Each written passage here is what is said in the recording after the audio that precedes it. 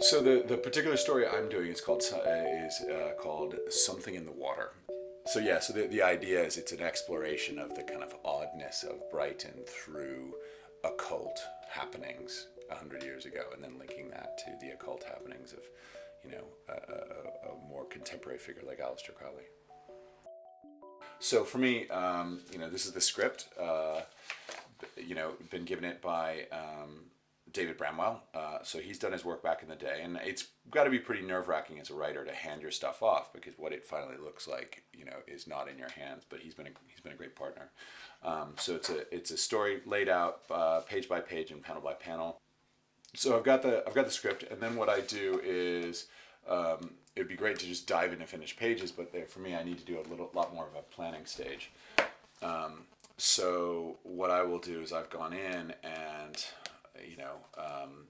thumbnailed each page. So you've got each page along here for each of the 14 pages. These thumbnails are good for me. For anyone else, they're completely illegible. So the next step is to draw the finished images. I get a stack of copy paper, and I'll use one of these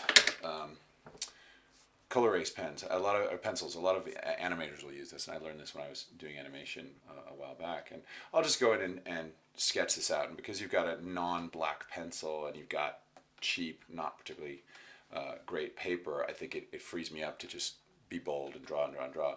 And then what I'll do is I'll scan this stuff into the computer, and using Photoshop and Illustrator, I'll lay it out according to the exact frame size I've determined here, and then I'll print that on a printer on black and white, print it out as a black and white drawing, and then through the wonders of an LED, I then have this great backlit light box, and I'll put the things under and then just trace directly to inks. So it's a slightly convoluted process, but what I've found is that at the end of the day, it allows me to make the kind of artwork that I want and produce the images that I want.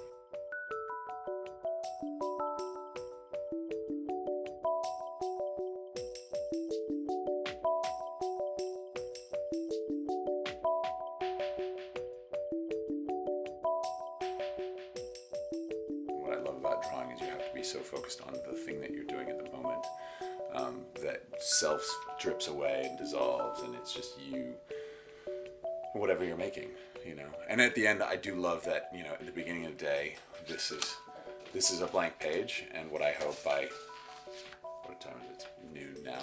By 2:00 in the morning, tomorrow morning, that'll be a finished piece of artwork that didn't exist if I hadn't taken the time to sit down and make it.